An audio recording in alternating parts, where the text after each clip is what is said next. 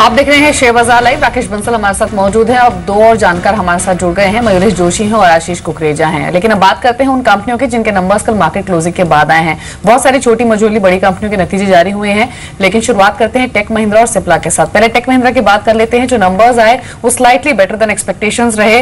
Constant currency terms में जो revenue है वो 1.3% इंक्रीज हुए। स्ट्रीट एक्सपेक्टेशंस थी कि 1% के आसपास की ग्रोथ देखी जा सकती है। मार्जिन में भी 10 बेसिस पॉइंट का एक्सपेंशन आया है। हालांकि सैलरी हाइक और लाइट ब्रिज कम्युनिकेशन कॉर्प के इंक्लूजन की वजह से जो प्रॉफिटेबिलिटी है वो रेस्ट्रिक्टेड रही है, लेकिन ओवरऑल नंबर्स ठीक ठाक रहे हैं। और जो कमेंट्री आई है मैनेजमेंट की ओर से वो भी एनकरेजिंग है, जिसमें उन्होंने कहा है कि 2016-17 में भी ये ग्रेजुअल रिकवरी का जो ट्रेंड है मार्जिन में वो कंटिन्यू करेगा। और हमने देखा भी है कि कंपनी ऑटोमेशन बिजनेस पर काफी फोकस कर रही है, लो प्रॉफिटेबिलिटी बिजनेस से एग्जिट ले रही है। तो आशीष, शुरुआत आपसे करेंगे। Good morning. टेक महिंद्रा के नंबर्स आपको कैसे लग रहे हैं और स्ट्रैटेजी इन अर्निंग्स के बाद मौजूदा लेवल्स पर क्या है आपकी? देखिए, on the face of it numbers तो डेफिनेटली इन लाइन है और रादर थोड़ा बेटर देन एक्सपेक्टेशन रहेंगे। बट यू नो एक कंसोलिडेशन का जो एक जोन इस सेक्टर के लिए चल रहा है वो मुझे लगता है बहुत जल्दी अभी खत्म नहीं होगा, क्योंकि काफी मिक्स सेट ऑफ नंबर्स देखने को मिले हैं हमें दिग्गजों से। सो मुझे ऐसा लग रहा है कि अभी ये एज वी से इन द मार्केट ये स्टॉक अभी यहीं पड़े रहेंगे कुछ समय तक। बहुत ज्यादा कुछ अपसाइड इन स्टॉक्स में एक्सपेक्ट करना गलत होगा। बहुत सीवियर अपसाइड अगर आप देखें, अपसाइड एक्सपेक्ट करना अगर आप देखें थोड़ा गलत होगा। और इनफैक्ट आशीष की बात मुझे इसलिए भी तर्कसंगत लगती है दीपाली, क्योंकि आईटी फ्लेवर ही नहीं है मार्केट का। कोई कितना अच्छा नंबर दे दे, खैर आई मीन ये आइसोलेशन में टेक महिंद्रा के ऊपर होगा, ये आज क्या कर सकता है क्या नहीं कर सकता। मयूरेश जोशी भी हमारे साथ हैं। मयूरेश, पहले तो टेक महिंद्रा पे आपकी राय लूंगा। आई मीन अभी बात हुई कि नतीजे ठीक ठाक हैं, अच्छे हैं, लेकिन क्या ये दमखम रखता है कि ये आउट परफॉर्म करेगा इस सेक्टर से, जो कि सेक्टर बिल्कुल शांत बैठा हुआ है? और दूसरा सिप्ला, कल इसने एक पुल बैक दिया, टेक्निकली एक ब्रेकडाउन का केस था, लेकिन क्या नतीजे ऐसे आपको लगते हैं कि ये यहां से सीरियस पुल बैक दे? दोनों ही स्टॉक्स पे आपकी राय? Morning Virendra ji. I think जहां तक टेक महिंद्रा का सवाल रहा है, मेरे ख्याल से आई थिंक नंबर्स मोर और less in line with expectations ही थे। मैनेजमेंट ने हालांकि आई थिंक जो उनका गाइडेंस और कमेंट्री है काफी एनकरेजिंग दिया है।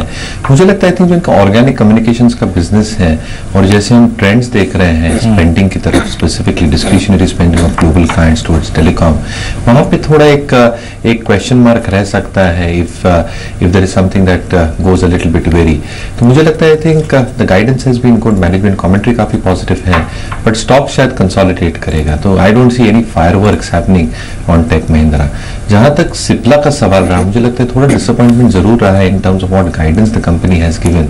और कंपनी ने यही गाइड किया है कि हायर सिंगल 3 डिजिट्स में ग्रो करेगी, probably with the acquisition of invasion और एक्सीलेंट फार्मा, जो पहले कॉल में उन्होंने कहा था कि 17 एंड तक $250 मिलियन के आसपास आई थिंक इनकी आय आ सकती है 2 एक्विजिशन से। तो देखना पड़ेगा कि आई थिंक गाइडेंस पे कैसे डिलीवर कर पाते हैं। मार्जिन शॉकर था, लेकिन अगर आप एडजस्ट करते हैं तो margin come around 15-15.5%।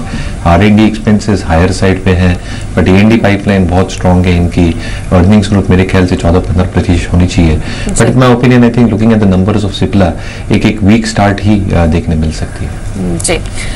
Take Mahindra Cipla के अलावा और भी छोटी कंपनियां हैं जिनकी परफॉर्मेंस आई कल मार्केट बंद होने के बाद, Heidelberg cement, EH associate, bank of India.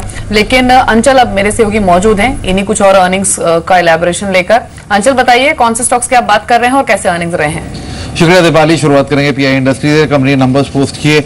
अगर रेवेन्यू देखिए तो करीब 10% बढ़ता हुआ दिखा। कंपनी की आय 5,085 करोड़ के आसपास रही। वहीं जो एबिटा था वो भी 107 करोड़ कंपनी ने पोस्ट किया।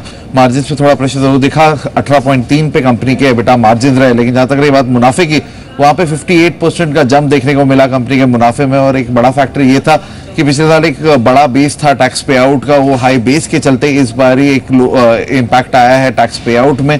और कंपनी का करीब 95% टैक्स पे आउट इस बार ही गिरा है, उसकी वजह से कहीं ना कहीं मुनाफे को सहारा मिला है।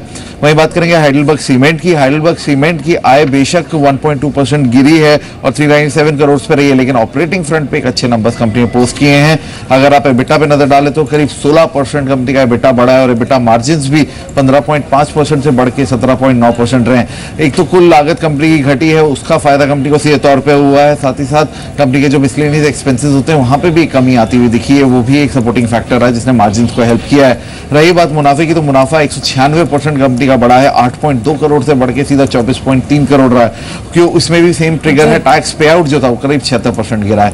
अब लिंक पेन का अगर वाई आप नंबर कंपेयर करें तो 13%, 13.5% कंपनी की आय बढ़ी है, तो वहीं एबिटा में करीब 54% की बढ़त देखने को मिली है।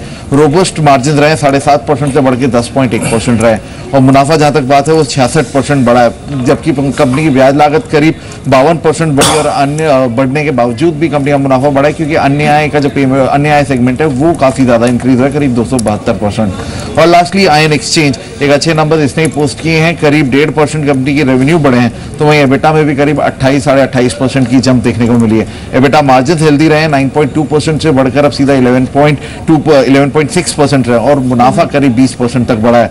तो इसमें ब्याज लागत कंपनी की बढ़ी है करीब 16%, जिसकी वजह से मुनाफे का जो जंप है वो उतना नहीं है जितना एबिटा का है, लेकिन ओवरऑल ऑपरेटिंग फ्रंट पर आयन एक्सचेंज ने भी एक अच्छे नंबर पेश किए। जी शुक्रिया अंचल आपका। तो अंचल ने कुछ छोटी कंपनियों की बात की जिसमें जिक्र किया इन्होंने आयन एक्सचेंज का, हिडलबर्ग सीमेंट का, लिंक पेन का, और नंबर्स इन तीनों ही कंपनियों के अच्छे रहे हैं। आशीष, आप इन तीनों में से कोई पिक करना चाहेंगे पोस्ट अर्निंग्स? देखिए आप अर्निंग्स के स्पेसिफिक तो नहीं जाऊंगा because couple of counters I don't track, but cement sector हमें डेफिनेटली इन लेवल्स पे अट्रैक्टिव लग रहा है। देखिए दीपाली, इस समय मार्केट ऐसा है कि आपको नीश सेक्टर पकड़ना बहुत जरूरी है। पहले एयरलाइन की बारी आई, फिर शुगर की बारी आई, फिर हमने बीच में और कुछ एक दो स्टॉक्स सेक्टर्स को अग्रेसिवली चलते हुए देखा। सो अभी उस लिहाज से हमें अगर क्योंकि अदरवाइज मार्केट में ब्रॉडली रीजन नहीं मिल रहा है कमाने का, तो अगर वैसे सोचने जाए तो हमें सीमेंट सेक्टर सिलेक्टिवली अच्छा लगता है। हमें लगता है वहां पे कॉस्टिंग कम रहकर और मार्जिन एक्सपेंशन जो है, प्राइसिंग जो स्टेबिलिटी दिख रही है सीमेंट की कमोडिटी की, वो हमें लगता है कि आगे जाके और अच्छे रिजल्ट्स आएंगे। और स्टॉक्स लाइक हिडलबर्ग, सांगी सीमेंट, एसीसी, ये स्टॉक्स हमें इन लेवल्स पे अच्छे लग रहे हैं। और इसी तरीके से जो दूसरा स्टॉक मैं I just extend my comment, जो दूसरा स्टॉक ऐसे नीश प्ले अच्छा लग रहा है वो है टी सेक्टर। नहीं, इनफैक्ट अगर आपने टी सेक्टर कहा ही है, तो हमारे व्यूअर्स को ये बता दीजिए कि कौन कौन से स्टॉक्स आप चेस करेंगे आशीष? देखिए आप जो मेजर स्टॉक्स हैं, बड़े स्टॉक्स हैं, वो अभी भी एक्सपेंसिव वैल्यूएशन पे हैं, बट टी सेक्टर को लेके क्यों रुझान ठीक हुआ है? क्योंकि ग्लोबली कुछ कंट्रीज में जो क्रॉप है वो अच्छी नहीं हुई है, और ये जो सिनेरियो आता है इंडियन कंपनीज के लिए वो बहुत अच्छा रहता है। तो एक स्टॉक जो हमें इन लेवल्स पे ठीक लगता है वो धनश्री टी है, वो उसका वैल्यूएशन के हिसाब से हमें लगता है कि यहाँ पर आने वाले कुछ दिनों में 10 से 15% की अपसाइड मिल सकती है। जी राकेश, शो की शुरुआत में आपका भी यही मानना था कि इंडेक्स के बजाय स्टॉक्स पर बेट करना शायद ज्यादा बेहतर होगा। अब मॉनसून को लेकर फिर से चर्चाएं गर्म हो गई हैं। जो फोरकास्ट आने शुरू हुआ है स्काईमेट का, उन्होंने 109% लॉन्ग टर्म एवरेजेस की बात कही है। ऐसे में एग्री स्टॉक या फिर मॉनसून रिलेटेड स्टॉक शायद आज और आने वाले सेशन में एक्शन में रहे, तो प्रिसाइसली इसी पॉकेट से कुछ स्टॉक्स इंट्राडे में आप चुनना चाहेंगे आज के लिए? देखिए मॉनसून से रिलेटेड आप देखें तो महिंद्रा एंड महिंद्रा फाइनेंस इसी स्पेस से जुड़ा हुआ स्टॉक है। और सबसे बड़ी खास बात क्या है स्टॉक की कि जो निफ्टी की ऑनगोइंग मंदी थी जिसमें निफ्टी 7800 के नीचे भी गया, उस मंदी के अंदर M&M फाइनेंस ने पार्टिसिपेट नहीं करा है। और जिस तरीके से टेक्निकल स्ट्रक्चर है, अगर निफ्टी थोड़ा वोलेटाइल होता है या गिरता है, एक्सपायरी के चलते कोई प्रेशर देखने को मिलता है, तो भी ये स्टॉक एक अच्छी रैली दिखा सकता है। 291 के स्टॉप लॉस के साथ 326 के टारगेट के लिए M&M फाइनेंस को बाय करना चाहिए। जी हाँ, चलिए एक दो स्टॉक्स और जो कल बड़े एक्टिव रहे, और कल कुछ स्टॉक्स जो कि बड़े अगर आप देखें निराश कर रहे थे। ब्रिटानिया, मैं थोड़ा FMCG को हाथ लगा देता हूँ। सडनली आप देखिए ITC की प्राइस परफॉर्मेंस, सडनली आप देखिए HUL की प्राइस परफॉर्मेंस, डाबर की देखिए, मेरिको की देखिए, और इनफैक्ट मैं एक चीज आपको कहना चाहूंगा, कल आप कोलगेट को देखिए नतीजों के बाद। कोलगेट ने ऑलमोस्ट अपने अगर आप देखें इंट्राडे हाई पे जाके क्लोजिंग दी थी। ये डाबर है, माफ कीजिएगा, एकदम घबरा गया मैं। कोलगेट 834, 3% ऊपर। लेकिन ब्रिटानिया के साथ जो देखिए जो इश्यूज हुए हैं, चाहे वो जुबिलिएंट फूड्स हो, ब्रेड इश्यूज जो हैं जिनमें कैंसर के कुछ कारक पाए गए हैं, वो आई थिंक इन स्टॉक्स को ड्रैग करेंगे। डाइवर्जेंस हो गया है सडनली 2 स्टॉक्स में और रेस्ट ऑफ FMCG में। मयूरेश, आप कैसे प्ले करेंगे FMCG को इस वक्त? ITC after this, I mean fantastic set of numbers and bonus announcement, Colgate के अच्छे नंबर्स रहे, आप क्या खरीदेंगे, क्या अवॉइड करेंगे इस वक्त एफएमसीजी में? अगर हम एफएमसीजी और स्पेसिफिकली कंज्यूमर स्टेपल्स की बात करें तो मेरे ख्याल से आई थिंक आईटीसी ने बहुत एनकरेजिंग नंबर्स पोस्ट किए थे, और मेरे ख्याल से आई थिंक जैसे सिगरेट एक इबिट कंट्रीब्यूशन काफी सिग्निफिकेंट अभी भी करते और आगे जाते हुए भी करते रहेगा, जितनी इन इलास्टिसिटी है probably I think that will still continue. तो मेरे ख्याल से आई थिंक जितने भी प्राइस इंक्रीजेस लिए हैं विजिबल व्हाटएवर एक्साइजेस हैव कम, और कम प्रोपोर्शन में ही आए हैं। तो मेरे ख्याल से आई थिंक वॉल्यूम डीग्रोथ की जो हम बात कर रहे थे वो शायद स्टेबलाइज हो जाए। जो दूसरे बिजनेसेस हैं I think that should stabilize going forward, इसलिए इन्वेस्टर्स जो लोअर लेवल पे स्टॉक होल्ड करते हैं होल्ड करिए। अदर एफएमसीजी स्टॉक्स मेरे ख्याल से I think have posted reasonable set of numbers, लेकिन मुझे लगता है डाबर, ब्रिटानिया अगर लोअर लेवल्स पे मिलता है तो I think they are very good bets for a long term investor. जी, और एफएमसीजी स्पेस की एक और कंपनी जिसकी कल काफी हैमरिंग है वो जुबिलेंट फूड्स की थी, और उस पर अपडेट ये भी है कि क्रेडिट स्विस ने कल 10.25 लाख शेयर बेचे हैं ब्लॉक डील के जरिए। राकेश, एफएमसीजी स्पेस से आपकी कोई चॉइसेस हैं इंट्राडे में या फिर आने वाले सेशंस के लिए? देखिए दीपाली, एफएमसीजी स्पेस से जो एज ऑफ नाउ एक ही स्टॉक अच्छा लगता है वो आईटीसी है। आईटीसी में एक बड़ा ब्रेकआउट 335 के ऊपर देखने को मिला है। मेरा ऐसा मानना है 339 के स्टॉप लॉस के साथ आईटीसी को इन स्तरों पर 348, 349 के स्तरों पर बाय किया जा सकता है, 362, 363 के टारगेट के लिए। बट मुझे लगता है ऊपरी स्तरों पे आईटीसी पे भी शायद प्रेशर देखने को मिले, क्योंकि आप देखें तो एक कंसेंसस री रेटिंग के 400 रुपए के सबके टारगेट आए हैं, और जहां कंसेंसस होता है वहां पे टारगेट्स अचीव नहीं होते हैं। शॉर्ट टर्म में मुझे लगता है 360, 363 के लेवल्स देखने को मिल सकते हैं, उन स्तरों पे मुनाफा वसूली करनी चाहिए। चलिए, अभी यानी करीब करीब यहां से 15 रुपए का मूव और मिल सकता है। अगर आपने अच्छे रिजल्ट्स के बाद आईटीसी खरीदा हो तो अभी धैर्य रखिए, भी पैसा बनना बाकी है इसमें। लेकिन लोगों का पैसा जिस सेक्टर में नहीं बन रहा है, और देखिए पैसा ना बनना तो खैर वक्त बेवक्त होता रहता है, कभी बनता है कभी नहीं बनता, ये बाजार की बात है, लेकिन कॉन्फिडेंस नहीं ब्रीच होना चाहिए। और एक स्पेस जिसने सभी हमारे व्यूअर्स का या फिर इन्वेस्टर्स का कॉन्फिडेंस ब्रीच किया है वो है फार्मा।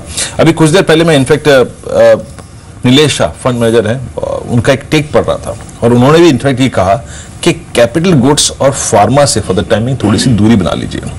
और फार्मा में आप देखिए कभी ल्यूपिन, कभी डॉक्टर रेड्डीज, कल आप और विंडो फार्मा को देख लीजिए, शायद कोई स्टॉक ऐसी या फिर कोई कंपनी ऐसी कोई जो भी ऐसी नहीं है, हर्डल से दूर हो। मतलब मान लीजिए कि हम इस ऑलमोस्ट हम 4 लोग बैठे हैं, और चारों ने अगर आप देखें 4 स्टॉक्स खरीदे हैं, तो चारों के स्टॉक्स पे कोई ना कोई सुबह ऐसी खबर आती है कि 15%, 8%, 9%, I mean wild swing, sharp गिरावट अगर आप देखें। और दूसरा है कैपिटल गुड्स। कैपिटल गुड्स पे एलएनटी ने इंटरेस्ट जनरेट करने की कोशिश करी थी, 1320 तक गया, लेकिन फिर लौट के आ गया। बेजल को देखिए फिर लौट के आ गया। महेश, पहले तो बात करते हैं फार्मा की। कल औरबिंदो फार्मा के साथ हुआ, परसों ल्यूपिन के साथ हुआ था, कुछ दिन पहले डॉक्टर रेड्डीज के साथ हुआ। अब फार्मा में आप लोगों ने क्या स्ट्रेटजी रखी है और क्या खरीद रहे हैं इन लेवल्स पे, अगर आप इंटरेस्टेड हैं तो? और कुछ मिड कैप्स पे क्या शफल करेंगे आप लार्ज कैप से ज्यादा? कहीं ना कहीं आई थिंक दिक्कतें जो एफडीए से आई है आई थिंक काफी कंपनियों पे आई है, और ये दिक्कतें आई थिंक कुछ समय में जाने वाली नहीं है। इसलिए जो रेमिडिएशन कॉस्ट रहती है, रेमिडियल इश्यूज रहते हैं, ये सिस्टम में बरकरार रहते हैं। और अर्निंग्स का कट आपने ऑलरेडी देखा है, और एनालिस्ट ने FY17 में काफी अर्निंग्स कट कर दिए हैं in terms of both top line and EPS growth. जहां तक आई थिंक नंबर्स का सवाल रहा, मुझे लगता है आई थिंक सिप्ला के नंबर्स काफी डिसअपॉइंटिंग थे in terms of EBITDA and bottom line. But अगर आप लंबा नजरिया रखते हैं तो मुझे लगता है स्टॉक को नीचे लेवल्स पे कंसोलिडेट करने देना चाहिए। अपॉर्चुनिटीज काफी ह्यूज है, but let the stock consolidate at lower levels. So Cipla शायद मैं पसंद करूंगा from a long term perspective, but at lower levels. चलिए, खबरों वाले शेयर्स में कुछ और स्टॉक्स देखें तो एक आईडीएफसी बैंक पर खबर है, सीएलएसए ग्लोबल ने 1.25% हिस्सेदारी बेची है ब्लॉक डील के जरिए। ये कुछ फंड एक्शन। एमएनएम पर नजर रखें, नाइजीरिया में सब्सिडरी बनाई है कंपनी ने महिंद्रा वेस्ट अफ्रीका के नाम से। और एक स्टॉक जो कि कल सबसे ज्यादा खबरों में था, सबसे ज्यादा चर्चा जिसकी हो रही थी, वो था वीआरएल लॉजिस्टिक्स का। 20% डाउन सर्किट स्टॉक में कल लगा। अब क्लैरिफिकेशन आया है मैनेजमेंट की ओर से। प्रमोटर ने कहा है कि जो एयरलाइन बिजनेस में इन्वेस्टमेंट की बात हुई है वो पर्सनल बेसिस पर होगा। अगले 3 से 4 साल में 1400 करोड़ का वो निवेश करेंगे, और एयरलाइन कारोबार में विस्तार की जो बात हो रही है वो अभी बहुत इनिशियल फेजेस में है। और उन्होंने ये भी क्लियर किया कि वीआरएल लॉजिस्टिक की बैलेंस शीट का इस्तेमाल इस बिजनेस के लिए नहीं किया जाएगा। आशीष, में वीआरएल लॉजिस्टिक कल फंडिंग कहां से होगी? ऑलरेडी जो एग्जिस्टिंग बिजनेस है वो बहुत अच्छा परफॉर्म नहीं कर रहा है। इन सब कंसर्न्स के बीच में हमने 20% का लोअर सर्किट स्टॉक में लगते हुए देखा। आज जो क्लैरिफिकेशन आया है, ये क्या कुछ रिलीफ इस स्टॉक को प्रोवाइड कर सकता है, या फिर अभी भी आप मानते हैं कि प्रेशर सस्टेन कर सकता है, दूर रहे? और दूसरा, एमएनएम पर अभी अप्रोच किया है। मॉनसून की जब बात होती है तब इन स्टॉक्स में हमने अच्छा ट्रैक्शन देखा, और मॉनसून ट्रिगर की वजह से ये स्टॉक मोर देन 10% चल भी चुका है। क्या करना चाहिए दोनों शेयरों पर? देखिए वीआर लॉजिस्टिक एक यूनिक सा ही केस है। अगर आप जिस तरीके से आप कमेंट्री देखें मैनेजमेंट की, कोई भी सेंसिबल इन्वेस्टर उसको सुन के कंफर्टेबल फील नहीं करेगा, और क्लियरली जिस तरीके से क्या आपने though I don't track that stock very aggressively, but at the end of the day, have you achieved enough in your logistics business that you are even thinking of as a your management bandwidth is going into some other business? It's very simple. आप उनकी clarification से बहुत कुछ होता नहीं है। अगर मैं होऊंगा तो मैं ये स्टॉक में पहला मौका देख के निकलूंगा। चलिए, कल मैं कुछ स्ट्रेंथ के पॉइंट्स देख रहा था, जहां जहां हम फोकस कर सकते हैं, जहां स्ट्रेंथ थी कल, जहां टेक्निकल्स, जहां ऑप्शंस काफी अच्छे थे। कल आप देखिए राकेश, अशोक लेलैंड ने 100 रुपए के साइकोलॉजिकल लेवल को होल्ड करके वहां से एक पुल बैक देने की कोशिश करी। ऑटो में टाटा मोटर्स डीवीआर और अशोक लेलैंड काफी एक्टिव थे। इस पर आप अपना ट्रेड कैसे करेंगे राकेश? देखिए, आपने वीरेंद्र काफी राइटली पॉइंट आउट करा, अशोक लेलैंड ने निचले स्तरों पर 98, 99 पर एक रिवर्सल दिखाया है टेक्निकली, और इस स्टॉक के अंदर एक अच्छी रैली देखने को मिल सकती है। ऊपर में मुझे लगता है 104, 105 के भाव भी ये स्टॉक दिखा सकता है। बट टाटा मोटर्स डीवीआर देखें तो ऊपर से स्टॉक के अंदर प्रेशर है। टेक्निकल कंफर्ट मेरा टाटा मोटर्स में मौजूदा स्तरों पे नहीं है। कल की क्लोजिंग अराउंड 388, 389 की है, बट अगर ये 392 के ऊपर डिसाइसिवली निकलता है तब बाय करना चाहिए। As of now auto space के अंदर अशोक लेलैंड एक अच्छा पिक लगता है, फॉलोड बाय मारुति। जी, संक्षेप में मयूरेश, M&M पर आपके कमेंट्स क्या हैं अभी? नहीं, कहीं ना कहीं आई थिंक कंस्ट्रेंट मूव रह सकती है, क्योंकि जैसे डीजल बैन केरला में एक्सटेंड हुआ है और अगर दूसरे स्टेट्स पे इंप्लीमेंट करते हैं तो कहीं ना कहीं मार लगेगी। But they are having product and platforms introduced. But मुझे लगता है स्टॉक एक शायद रेंज में ही रह सकता है। जी, चलिए वक्त हो गया जानने का कि आज का ट्रेड कौन सा है, यानी टुडेज ट्रेड, जिस पर आपको नजर रखनी है इंट्राडे पर्सपेक्टिव से। रुक कर लेते हैं हमारे इसी खास सेगमेंट का, टुडेज ट्रेड।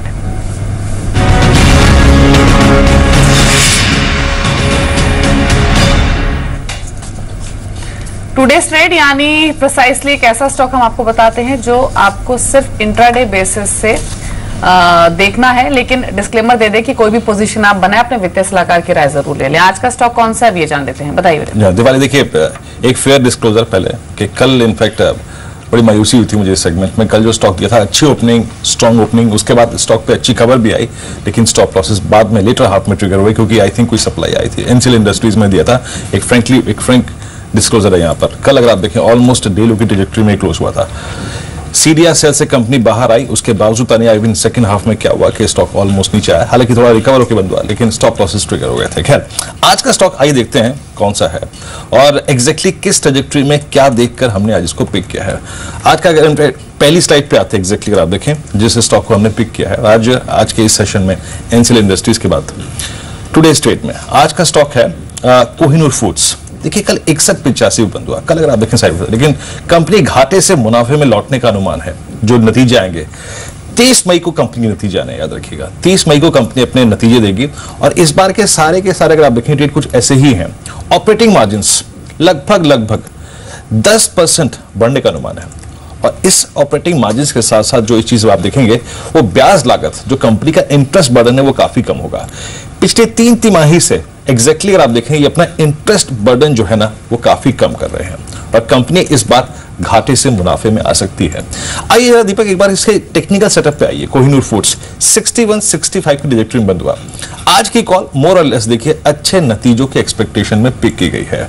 अब आप देखिए शेयर जो क्रिटिकल एवरेजेस हैं लाइक 50, 200 डेमा और 100 डेमा, इससे इसका बिहेवियर काफी अच्छा खासा है। 2016 के ऑलमोस्ट अगर आप देखें उच्चतम स्तरों के एकदम ये करीब है। एक बार चार्ट पे भी आ जाइए। और मई में जोरदार ट्रेडिंग वॉल्यूम्स थे, जो उसके मई के वॉल्यूम्स है ना और ट्रेडिंग वॉल्यूम्स जो है और आई थिंक जो डिलीवरी वॉल्यूम्स है वो काफी स्ट्रॉन्ग है। ऑलमोस्ट अगर आप देखें 50-60% की ट्रैजेक्टरी में। ये आपकी स्क्रीन पर इंट्राडे चार्ट है। कल थोड़ा सा डिप आया, फिर अगर आप देखें ऊपर के लेवल्स पे क्लोज हुआ। एक बार प्लीज 3 मंथ दिखाइए, एक बार प्लीज इसके 6 मंथ दिखाइए। अच्छी एक्सपेक्टेशन में स्ट्रीट ने इसको चेस भी किया है और ऑलमोस्ट आप देखें इस दौर के हाइस पे कारोबार कर रहा है, तो नजर रखिएगा।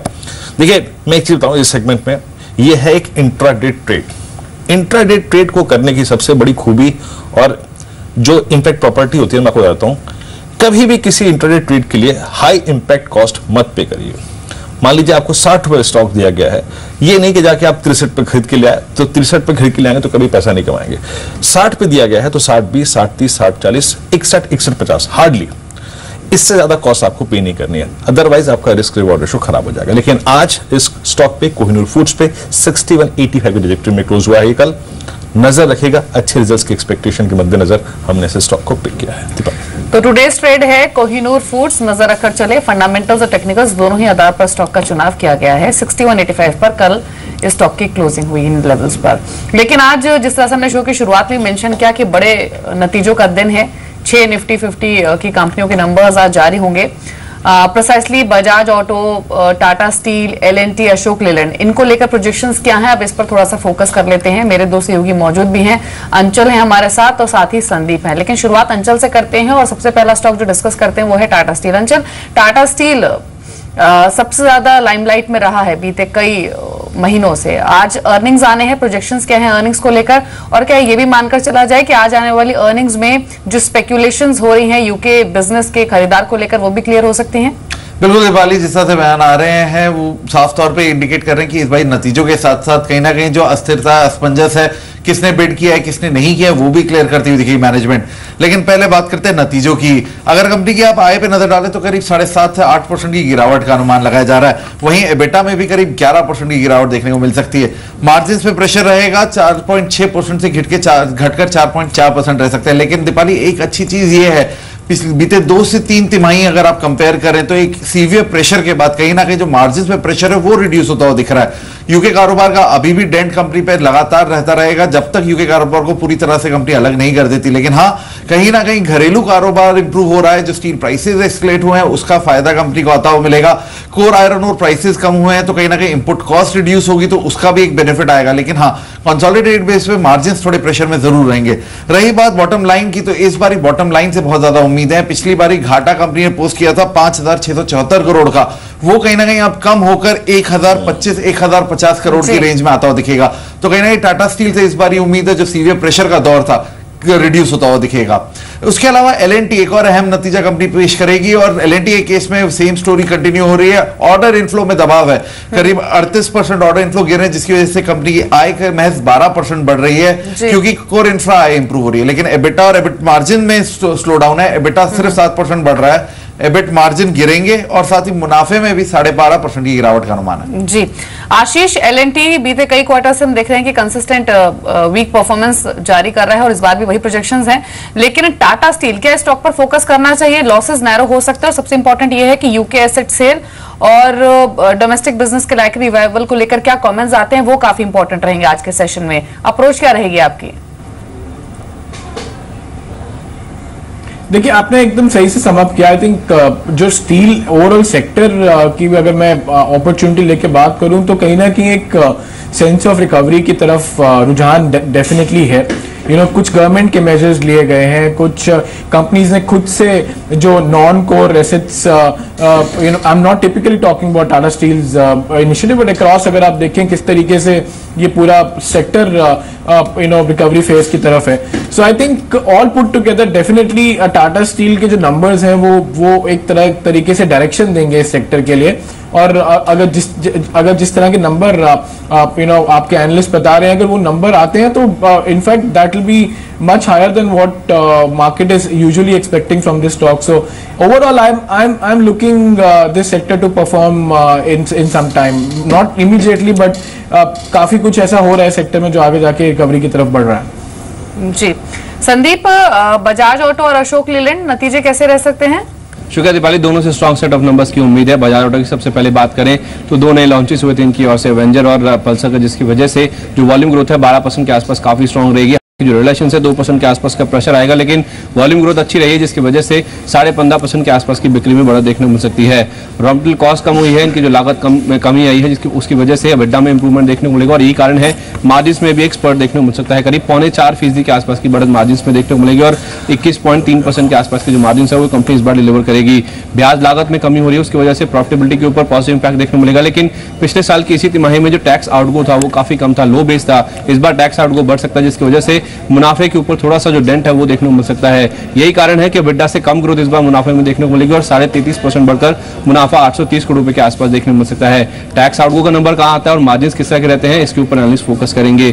दूसरा जो आंकड़ा है वो है अशोक लीलैंड का। यहाँ पे भी नंबर्स काफी स्ट्रॉन्ग देखने को मिलेंगे। MSCV सेगमेंट में जो वॉल्यूम ग्रोथ है वो काफी स्ट्रॉन्ग रही है। ओवरऑल वॉल्यूम हमारा अनुमान है कि 30% बढ़ेंगे और इन्होंने दाम भी बढ़ाए 1%, जिसकी वजह से रिलेशंस में करीब 3% के आसपास के इंप्रूवमेंट आएगा, जिसकी वजह से ईयर ऑन ईयर बेसिस पे जो बिक्री है 34% बढ़कर 5,950 करोड़ रुपए के आसपास देखने को मिलेगी। लागत इस कंपनी की भी घटी है, जिसकी वजह से EBITDA में सुधार देखने को मिलेगा करीब 66% के आसपास का, और जो मार्जिन है 10.3% से बढ़कर 12.8% के आसपास देखने को मिलेंगे। यही कारण है कि जिस तरह से वॉल्यूम्स ग्रो किए हैं, मार्जिन में सुधार देखने को मिला है, इनका जो मुनाफा है उसमें करीब 87% के आसपास की बढ़त आएगी और 430 करोड़ रुपए के आसपास के नंबर्स देखने को मिल सकते हैं। हालांकि ये जो नंबर है प्रॉफिटेबिलिटी का, इससे कहीं ऊपर भी देखने को मिल सकता है, क्योंकि इन्होंने इसी तिमाही में इंडसइंड बैंक के करीब 18 लाख शेयर बेचे थे, जिसके जरिए इनको 299 करोड़ रुपए के आसपास की रकम मिली थी। किस तरह से उन नंबर्स को अकाउंट किया जाता है, पूरी रकम अकाउंट की जाती है तो फिर कुछ ट्रांचेस में उसे यहाँ पे अकाउंट किया जाएगा, उसको देखना होगा, जिसके चलते आप देखिए जो मुनाफे का फिगर है उसमें एक तेज स्पर्ट देखने को मिल सकता है। लेकिन कोर ऑपरेशन में अगर आप देखें काफी स्ट्रॉन्ग देखने को मिलेंगे और मुनाफा 87% बढ़कर 430 करोड़ रुपए के आसपास रह सकता है। बहुत सारे अगर आप देखें मल्टीपल चॉइसेस हो गई आज सुबह, Ashok Leyland, Bajaj auto, LNT। I think LNT पे एक टेक ले लेते हैं और इनफैक्ट एक अशोक लेलैंड पे मैं टेक्निकल कमेंट ले चुका हूँ। LNT राकेश एक टेक्निकल कमेंट आप उस पर भी दे दीजिए। आई थिंक थोड़ा सा लोगों के स्टॉप लॉसेस भी रिकवर हुए हैं, एक एक्सपेक्टेशन थी 1350 के ब्रेकआउट की, वो भी अगर आप देखें खराब हो गई है। आप LNT पे क्या करेंगे और रिजल्ट से पहले कोई स्ट्रेटेजी? वीरेंद्र, रिजल्ट से पहले कोई स्ट्रेटेजी नहीं, क्योंकि आप देखें तो टेक्निकल पैटर्न नीचे से बहुत अच्छा था, एक अच्छा रिवर्सल देखने को मिला, बट स्टॉक में कभी भी जो रैली है ना वो सस्टेन नहीं करी। ऊपरी स्तरों से करेक्शन देखने को मिली है। सिर्फ पॉजिटिव चीज ये है कि मौजूदा स्तरों से नीचे अगर आप देखें 1225, 1230 एक अच्छा सपोर्ट है और नतीजों से पहले ये सपोर्ट इंटैक्ट है। अगर ये लेवल्स नहीं टूटते हैं तो स्टॉक में ऊपर में 1340, 1350 के लेवल्स देखने को मिल सकते हैं, बट अगर ये स्टॉक नीचे में ये 1225, 1230 का सपोर्ट का जोन तोड़ता है नतीजों के बाद, तब काफी दिक्कत शायद देखने को मिले। एक छोटे से ब्रेक के लिए हम यहाँ पर रुक रहे हैं, लेकिन जब वापस लौटेंगे तो बात करेंगे आज के ऑप्शन स्ट्रेटेजी की, यानी 2 ऑप्शन ट्रेड्स जिन पर आज आप बेट कर सकते हैं इंट्राडे में। बताएंगे आपको, तीनों जानकार भी हमारे साथ मौजूद हैं। आप देखते रहिए शेयर बाजार लाइव।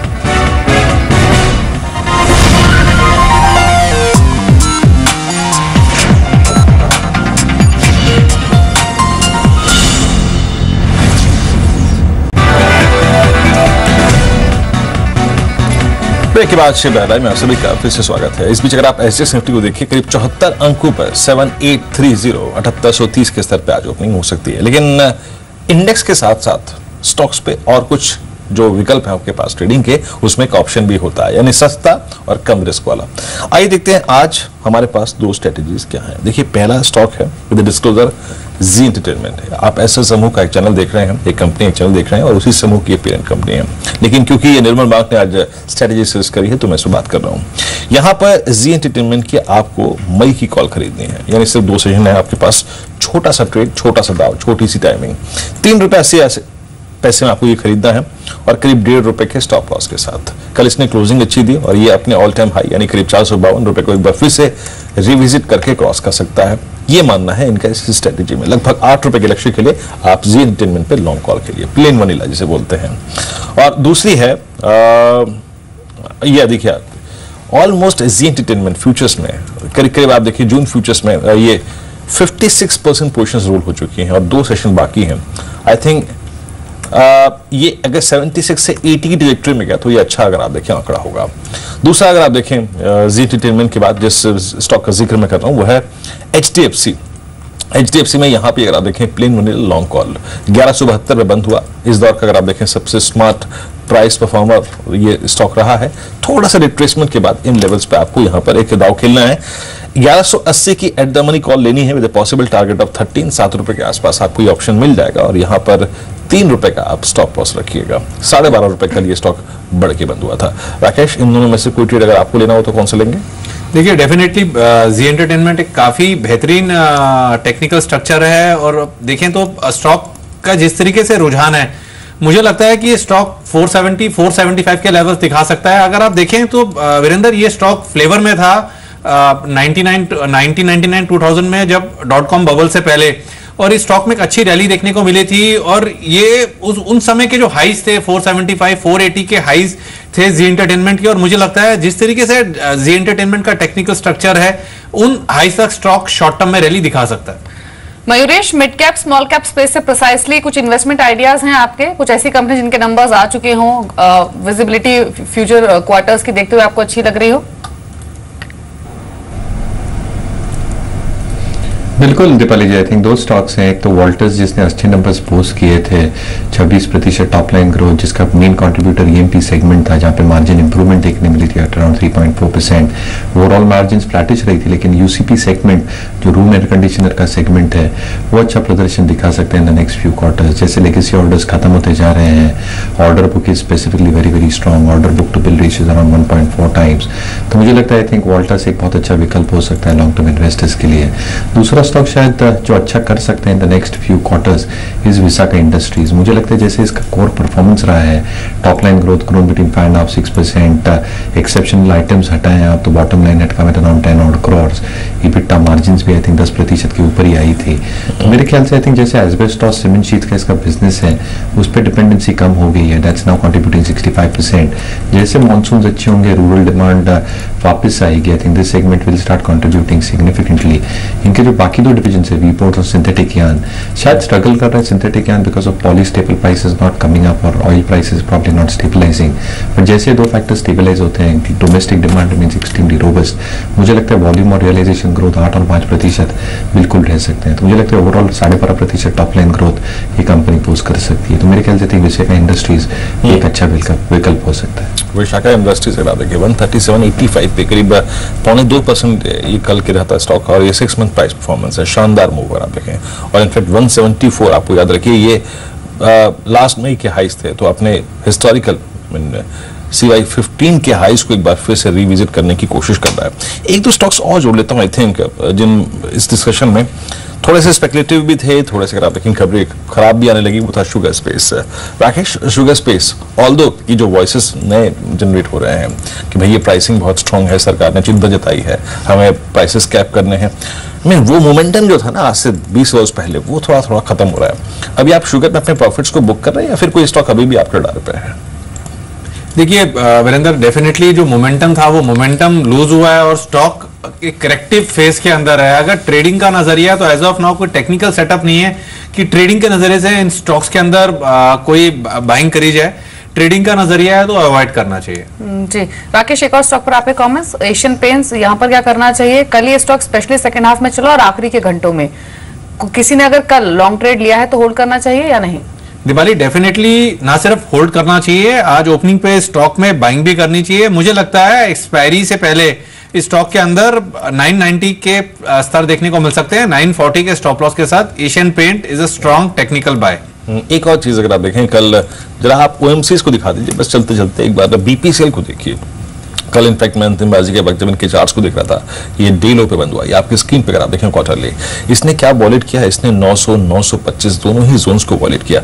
आशीष, OMCs इस हफ्ते इनके नतीजे भी आने हैं बहुत सारी ऑयल मार्केटिंग कंपनीज के, but suddenly at this price of crudes और इंटरेस्ट जो है ना बाजार का वो खत्म हो गया इन स्टॉक्स में। इसी महीने इसने अपने ट्रेडिंग करियर का हाई भी लगाया और इसी महीने की इसकी प्राइस परफॉर्मेंस देखिए। आप क्या कर रहे हैं आशीष OMCs पर? देखिए इस समय जिस तरीके से क्रूड पे रुझान बन रहा है, मेजॉरिटी जो रुझान है वो इन सेक्टर के लिए बहुत फेवरेबल नहीं है। और आगे जाके जो important meetings हैं और I think there will be a change in the shift in terms of the way these OPEC countries have worked so far. So I think कहीं ना कहीं उसका डर बना हुआ है और वो प्ले आउट होगा। नतीजे डेफिनेटली इन लाइन रहेंगे, इनफैक्ट बेहतरीन भी रह सकते हैं, लेकिन आई थिंक वो एक वन ऑफ मूव आ सकता है स्टॉक्स में। लेकिन आने वाले कुछ समय के लिए स्टॉक्स में आपको बहुत ज्यादा अपसाइड एक्सपेक्ट नहीं करना चाहिए, because crude is definitely on its way up. जी 9 बजे हर रोज की तरह शेयर बाजार लाइव को अब यही रोकते हैं। शुरुआत करते हैं फर्स्ट ट्रेड की। सबसे पहले देख लीजिए हेडलाइंस।